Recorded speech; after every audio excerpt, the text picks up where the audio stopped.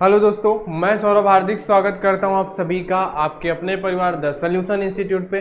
तो आज हम लोग भाई बात करने वाले हैं यहाँ से क्या, जैसा कि आपको थंबनेल पे दिख रहा होगा भाई, हम लोग बात करने वाले हैं फिटर एमसीक्यू और क्लास नंबर ये हमारे पास होगी 8वीं, जिसपे हम लोगों ने 7वीं क्लास पे मार्किंग टूल्स का पार्ट फर्स्ट हमने डिस्कशन किया था। 27 क्वेश्चन हमने वहाँ पे किए थे इंपॉर्टेंट। जिन्होंने अभी तक वो क्लास नहीं देखी है तो उनको चैनल के प्लेलिस्ट पे आपको मिल जाएगा। मैं फिटर का थ्योरी, मैथ का थ्योरी मिल जाएगा, कॉन्सेप्ट की क्लास मैथ की, और एमसीक्यू का आपको ये जो है एमसीक्यू फिटर का पीडीएफ क्या है कि आपको प्लेलिस्ट भी वहाँ पे मिल जाएगी। ठीक है भाई, तो जो लोग भी चैनल पे नए हैं, जिन्होंने अभी तक चैनल को सब्सक्राइब नहीं किया तो प्लीज़ चैनल को सब्सक्राइब कर लें और बेल आइकन को भी ऑल पे सेट कर लें, ठीक है, ताकि आने वाले वीडियो का नोटिफिकेशन आप तक पहुँचता रहे, है ना। ठीक है, तो चलिए आज की क्लास को हम लोग भाई स्टार्ट करते हैं। आप ऊपर देख सकते हो मिशन हमारा बार्क है तो उसको छोड़ेंगे नहीं, ठीक है। चलो, तो बस बिल्कुल आपको जिद करके लग जानी है कि भाई हम जो है फिटर पढ़ते रहेंगे, जितना से जितना हो सकेगा उतना से उतना आपको यहाँ पे कराया जाएगा। चलो भाई, ट्रेमल का प्रयोग कहाँ पे करते हैं बता दो, जल्दी से बता दो। ट्रेमल का प्रयोग कहाँ पे करते हैं? आप सभी ने अच्छे से थ्योरी पढ़ी है, सभी लोगों ने पढ़ी है ना। तो बता दो, कोणों को चिन्हित करने के लिए, बहुभुज बनाने के लिए, या फिर समांतर रेखाएं खींचने के लिए, या वृत्तों को चिन्हित करने के लिए, बता दो भाई इस नंबर का आंसर क्या होगा। ट्रेमल का प्रयोग कहाँ पे करेंगे? तो आपको सीधे से पता है कि ट्रेमल का रिलेशन हमारा कहाँ से होता है? वृत्त से होता है। आपको पता है कि ट्रेमल का रिलेशन हमारा कहाँ से होता है भाई? वृत्तों को चिन्हित करने के लिए होता है। बात समझ रहे हो ना? समझ रहे हो ना बात को? क्या होता है? वृत्तों को चिन्हित करने के लिए इसका प्रयोग हम लोग करते हैं।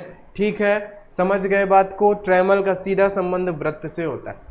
समांतर रेखा खींचने के लिए निम्न में से किसका प्रयोग करते हैं बता दो। सार्वभौमिक सतह प्रणाली, या फिर डिवाइडर, माइक्रोमीटर, या फिर किसका प्रयोग करेंगे समांतर रेखाएं खींचने के लिए? ठीक है, ठीक है, बता दो किसका प्रयोग करेंगे भाई। दूसरे नंबर का आंसर सभी लोगों को बताना है। ठीक है, चलो यहाँ पे क्या होगा? सार्वभौमिक सतह प्रणाली जो होती है ना, इसका प्रयोग आप लोग करते हो समांतर रेखाएं खींचने के लिए। क्या होता है? सार्वभौमिक प्रणाली जो होती है उससे आप क्या करते हो? समांतर रेखाएं खींचते हो सार्वभौमिक सतह प्रणाली से। बात समझ रहे हो? बात को समझ रहे हो ना? ठीक है, तो यही होता है ना। चलो आगे बात करते हैं हम लोग। यहाँ पे चौथे नंबर क्वेश्चन की बात कर लेते हैं। तो क्या हो जाएगा? कास्टिंग संबंधी चिन्हन के लिए किस अंकन माध्यम का उपयोग किया जाता है? कास्टिंग संबंधी चिन्हन के लिए किस अंकन, है ना, क्या है यहाँ पे? किस अंकन माध्यम का उपयोग किया जाता है बता दो। कास्टिंग संबंधी चिन्हन के लिए, किसके लिए? कास्टिंग संबंधी चिन्हन के लिए। यानी कि कास्टिंग संबंधी मतलब क्या होता है भाई? कटिंग संबंधी। क्या होता है? कास्टिंग संबंधी मतलब होता है कटिंग संबंधी। कटिंग संबंधी चिन्हन के लिए किसका प्रयोग करोगे? चाक पाउडर का प्रयोग करोगे, है ना। पार्सियन ब्लू का भी कर सकते हो। ब्लू ऑयल पेंट नहीं, ऑयल पेंट नहीं, ये ऑप्शन गलत हो जाएगा। पार्सियन ब्लू होता तो एक बार सोचते भी, है ना। ऑयल पेंट नहीं होता, ठीक है। कॉपर का नहीं होता, रेड लेड का भी नहीं होता, है ना। ठीक है, समझ गए? तो क्या है? चाक। कैसे भाई? आपके पास एक लोहे का जॉब होता है, इस पे आपको मार्किंग करनी होती है। तो आप इसको क्या करोगे? आप जैसे मान लो इस पे बढ़िया से ऐसे चाक पोत दिए। देखो बात समझो, व्हाइट चाक कैसे, है ना, आपको बता ही देते हैं, नहीं फिर डिजिटल बोर्ड का मजा ही क्या। चलो देखो ऐसे, ये आपके पास हो गया बोर्ड। क्या होगा भाई? ये आपके पास मान लो कि एक जॉब मिल गया, इसको आपने क्या किया? व्हाइट कलर्स के चौक से आपने इसको भर दिया। क्या किया? व्हाइट कलर की चाक से आपने इसको क्या किया है भाई? व्हाइट कलर की चाक से भर दिया। अब आपसे इस पे मार्किंग करवाएगा। तो मार्किंग करने का मतलब देखो क्या होता है। जैसे आपने क्या किया? डिवाइडर लिया या स्क्राइबर लिया, तो आप करते क्या हो कि जब यहाँ पे मानो कि आप ऐसे लाइन खींचते हो, ऐसे लाइन खींचते हो इस तरीके से, है ना। सभी लोग कहेंगे टी ही क्यों बनाते रहते हो, है ना, ये आसान है बनाने में, है ना, इसलिए बना देते हैं, है ना। तो टी ऐसे आपको बनाना है। आप क्या करते हो? जब ऐसे लाइन खींचते हो ना स्क्राइबर से, तो चाक तो वहाँ की हट जाती है, और साथ साथ क्या होता है कि नीचे सतह पे भी कुछ लाइनें खींच जाती हैं। तो क्या है? चाक वहाँ की हटती है जहाँ पे आप ये चलाते हो स्क्राइबर, है ना, डिवाइडर, तो वहाँ की ये लाइन हट जाती है चाक, और अंदर तक लाइन हो जाती है। ये आसानी होती है, ठीक है। जैसे यहाँ पे आपको कुछ भी लिखना है ना, या ऐसे हमारा नाम ही लिख दिया ऐसे, है ना, तो आप लिख सकते हो ना आसानी से, ठीक है, समझ गए। तो आप इस तरीके से यहाँ पे स्लॉट बना सकते हो, और ये इतना आसान नहीं होता है, बहुत कठिन होता है भाई, आसान नहीं होता, ठीक है, समझ रहे हो ना। इतना टी आपको आसान नहीं कि नहीं काट के निकाल दिए, ये जो आप काट के निकालोगे ना ऐसे यहाँ से पार्ट, इस पे ये फिर सेट भी करना होता है और बराबर सेट भी होना चाहिए, है ना, है ना, पसीना निकल जाता है सेट करने पे। चलो, बाहरी व्यास बनाने के लिए प्रयुक्त यंत्र बता दो, बाहरी व्यास बनाने के लिए बता दो भाई, बाहरी व्यास बनाने के लिए क्या हो जाएगा, बाहरी व्यास बनाने के लिए किसका प्रयोग करेंगे, बाहरी व्यास बनाने के लिए, अब कुछ लोग महानुभाव आंसर करेंगे आउटसाइड माइक्रोमीटर, है ना, कुछ महानुभाव ये आंसर करेंगे आउटसाइड माइक्रोमीटर, लेकिन उनको ये नहीं पता है कि ये आउटसाइड माइक्रोमीटर मेजरिंग टूल्स है, मापन यंत्र है, मार्किंग टूल्स नहीं है। बाहरी व्यास बनाने के लिए हम तो डिवाइडर का प्रयोग करते हैं ना, बाहरी व्यास बनाने के लिए डिवाइडर, व्यास बनाने के लिए डिवाइडर, जब बड़ा व्यास बोल दे तब ट्रेमर, ठीक है, नहीं, व्यास के लिए गोलाई के लिए हमेशा डिवाइडर ही प्रयोग होता आया है और होता रहेगा। चलो आगे बात करते हैं, किसी हिस्से के समांतर रेखाओं को खुरचने के लिए निम्न में से किसका प्रयोग करेंगे। भाई लगता तो हमको हर्मोफ्रोडाइट कैलिपर है, आप लोग बता दो आपकी क्या राय है, किसी हिस्से को खुरचने के लिए किसका प्रयोग करेंगे भाई, बता दो, है ना, क्या होगा, हर्माफ्रोडाइट कैलिपर ही होगा। किसी समांतर रेखाओं को खुरचने के लिए किसी हिस्से के समांतर, जैसे आपके पास क्या है, आपके पास ये एक जॉब होता है इस तरीके से, कैसा जॉब होता है, आपके पास इस तरीके का एक चौड़ा सा ऐसे जॉब होता है, जिस पे आप लोग क्या करते हो भाई, जिस पे आप लोग मान लो ये वाइट कलर का आपके पास जॉब है, जिस पे आपको क्या करना होता है, इस बेस के समांतर आपको यहाँ पे अगर लाइन खींचनी है ना, तो आप हर्माफ्रोडाइट की एक टांग यहाँ फंसाते हो, है ना, और दूसरी टांग ऐसे ले आते हो, यहाँ फंसाते हो और दूसरी टांग ऐसे, और आप ऐसे समांतर लाइन खींच देते हो, क्या कर देते हो, समांतर लाइन खींच देते हो, तो क्या होता है, यही हर्माफ्रोडाइट कैलिपर, यानी जिसे आप जानते हो जेनी कैलिपर के नाम से, किसके नाम से, जिसे आप जानते हो जेनी कैलिपर के नाम से। बात समझ गए भाई, बात समझ गए ना, जिसे आप जेनी कैलिपर से नाम से जानते हो, ठीक है। चलो, समझदार बालक है सभी। चलो, सीधी रेखा या वक्राकार को बराबर भागों में विभाजित करने के लिए किसका प्रयोग करेंगे, बता दो, विभाजनी या गुणिया या किसका प्रयोग करेंगे, हमने तो पढ़ा है भाई विभाजनी का करेंगे, आप बता दो किसका करेंगे, हम तो भाई बता दिए कि हमने विभाजनी पढ़ा है, हमने विभाजनी ही कर दिया। अब देखो यहाँ पे वक्राकार बोला है ना, तो किस लिए बोला है, आपको सिर्फ कंफ्यूज करने के लिए आप प्रोटेक्टर लगा दो, लेकिन क्यों, ये तो कोण को बांटेगा यार प्रोटेक्टर, गोला को नहीं। कुछ लोग इसके आकार पे, है ना, कुछ लोग क्या बोलेंगे कि सर जो है हमारे पास क्या है, प्रोटेक्टर कुछ ऐसा दिखता है तो शायद यही हो जाए, लेकिन ये क्या करेगा, ये तो क्या करेगा भाई, ये तो डिवाइड करेगा आपके किसे, ये डिवाइड करेगा एंगल को, किसको, एंगल को। जैसे आपने बना दिया यहाँ पे 90 डिग्री का एंगल, आपने यहाँ पे क्या किया, अगर जैसे आपने ये 90 डिग्री का एंगल बना दिया, इसको डिवाइड करना है, तब ये काम करेगा कि आप क्या करोगे, इसकी एक लाइन को आप यहाँ पे रख दोगे इस तरीके से, है ना, इसको आप क्या करोगे, है ना, इसको आप यहाँ पे रख दोगे, और 90 डिग्री का जो आपने यहाँ पे एंगल बनाया है ना, इसको आप ऐसे 45 डिग्री पे, ये 45 डिग्री पे जस्ट आधा कर दोगे, है ना, तो ये इसका काम होता है इसका, ठीक है। ये आपके पास क्या था, ये आपके पास यहाँ पे था, ओह माय गॉड साफ हो गया। चलो, इसका काम था 90 डिग्री, इसका क्या था 90 डिग्री, ये क्या है 45 डिग्री, है ना, ये एंगल को डिवाइड कर देता है, ठीक है। बाकी वृत्तों को और चाप को डिवाइडर ही डिवाइड करेगा, ठीक है। चलो आगे, प्रिक पंच का प्रयोग किया जाता है, प्रिक पंच का प्रयोग केंद्र पंच के साथ या छोटे चिन्ह बनाने में, चिन्हों को बड़ा करने में, या मशीनिंग कार्य के लिए, बता दो प्रिक पंच का प्रयोग कहाँ पे किया जाता है, प्रिक पंच का प्रयोग बता दो जल्दी से। प्रिक पंच का प्रयोग, प्रिक पंच होता है आपका 30 डिग्री का, जो कि प्रयोग होता है छोटे चिन्ह बनाने के लिए। प्रिक पंच किसके लिए प्रयोग होता है, छोटे चिन्हों को बनाने के लिए प्रयोग होता है, बात समझ रहे हो, ठीक है। चलो, केंद्र पंच की नोक का कोण सामान्यतया कितना होता है, केंद्र पंच यानी सेंटर पंच का एंगल सामान्यतया भाई 90 होता है, तो आप यहाँ पे टिक कर दो, है ना, 90 तो यहाँ सामान्यतया डिग्री में, यहाँ पे 60 या 90 बोला है ना, तो आप यही टिक कर सकते हो कि भाई हाँ 60 या 90, है ना भाई, आप यही टिक कर सकते हो 60 या 90, क्योंकि 90 तो हमें लेना ही है, 90 और कहीं है नहीं।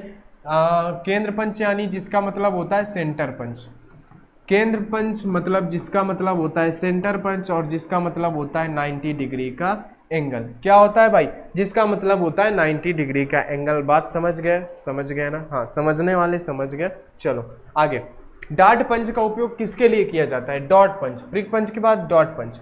डॉट पंच का प्रयोग लाइनों को चिन्हित करने के लिए या यथार्थ से हेतु निशान बनाने के लिए, जॉब को पकड़ने के लिए, छिद्रों का पता लगाने के लिए। बता दो डॉट पंच का प्रयोग किसके लिए करते हैं भाई, डॉट पंच का प्रयोग किससे करते हैं, यथार्थ हेतु निशान बनाने के लिए। ये क्या होता है भाई, यथार्थ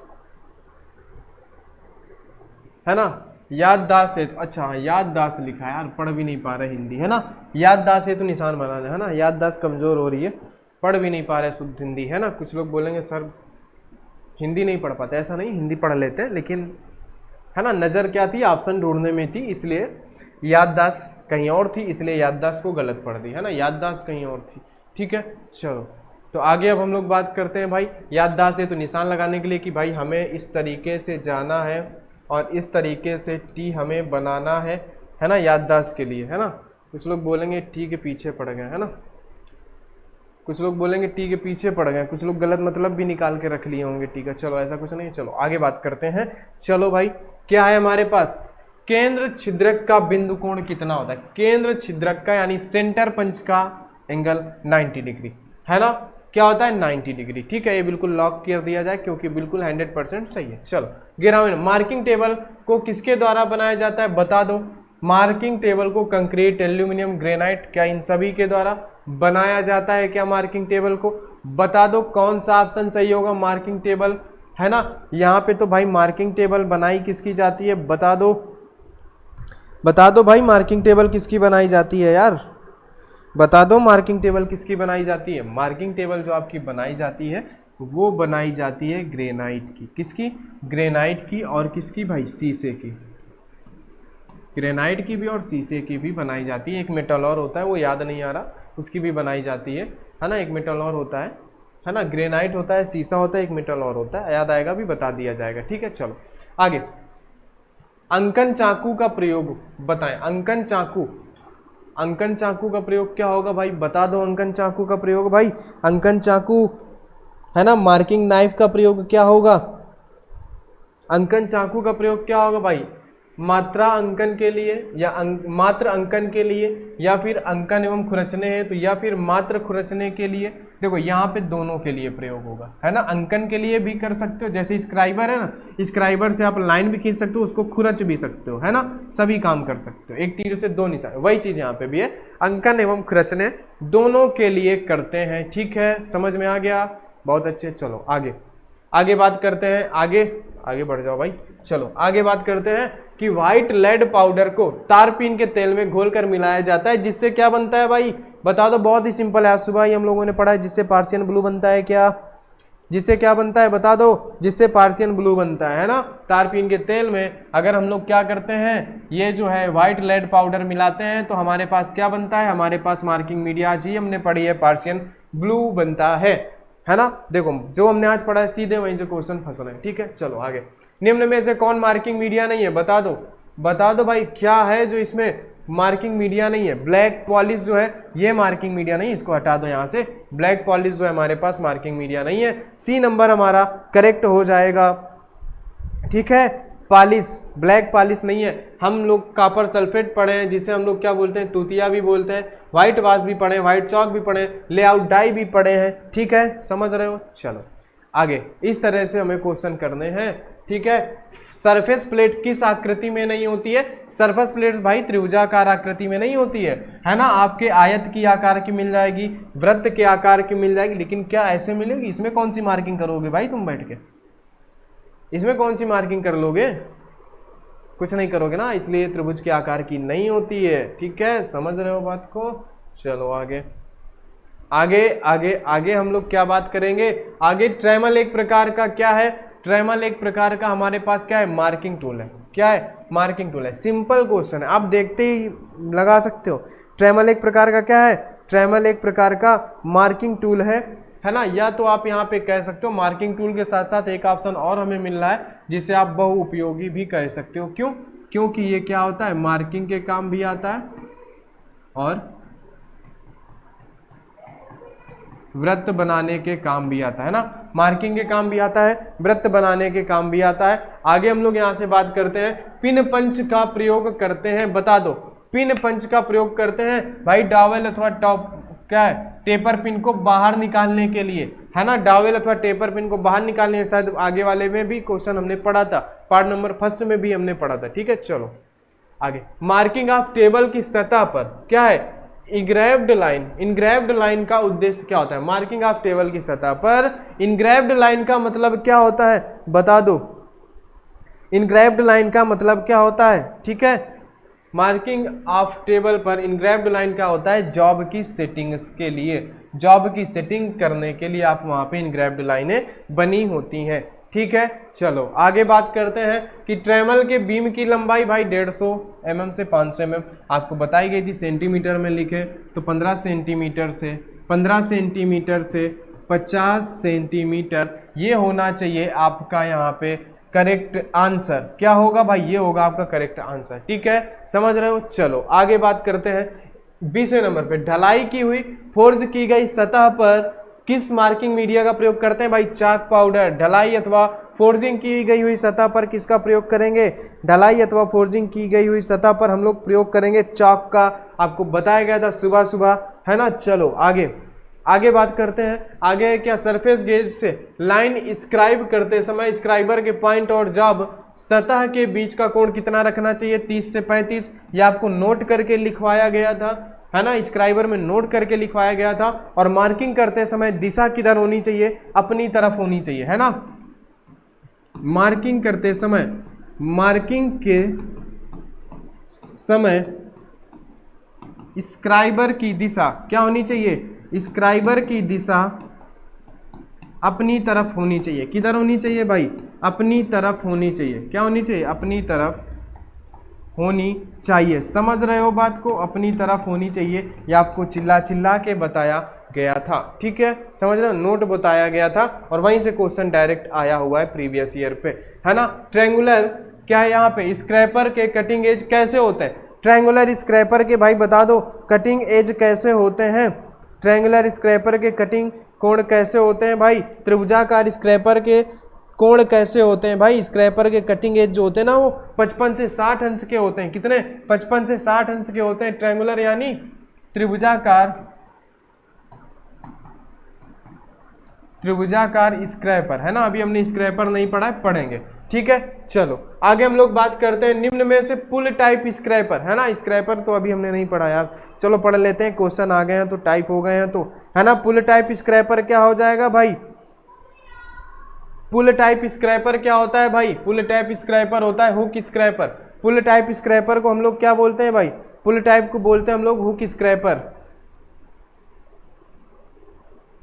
ठीक है, इसको हम लोग क्या बोलते हैं भाई, इसको हम लोग बोलते हैं हुक स्क्रैपर। ठीक है, चलो आगे बात करते हैं भाई। टेम्पलेट जॉब पर मार्किंग के लिए प्रयोग की जाती है, इसमें निम्न में से कौन से क्वालिटी नहीं होता है, या अधिक शुद्ध नहीं होती, या वर्क पीस के आकार की नहीं होती, या हार्ड और टेम्पर नहीं होती, या सीट और लकड़ी की बनाई जाती है, हार्ड व टेम्पर नहीं होती। शायद में यही ऑप्शन क्या सही होगा, आप अपने हिसाब से बता दो। मुझे तो यही ऑप्शन सही लग रहा है टेम्पलेट वाले में, है ना। क्या कि भाई या हार्ड व टेम्पर नहीं होती, बिल्कुल सही जवाब, हार्ड या टेम्पर नहीं होती। ठीक है, क्योंकि देखो, है ना, कुछ लोग बोलेंगे क्यों, देखो ये जो टेम्पलेट वाली मार्किंग थी ना, आपको मार्किंग के जो क्या बताए गए थे, मार्किंग करने की विधियां, है ना, डेटम लाइन विधि सबसे पहले आपको बताई गई थी, डेटम लाइन विधि बताई गई थी ना। उसके बाद आपको बताया गया था टेम्पलेट मेथड। क्या बताया गया था आपको बताया गया था टेम्पलेट मेथड। ठीक है, ये वही टेम्पलेट मेथड है जिसमें हम लोग क्या करते हैं, एक सीट में ड्राइंग बनाते हैं।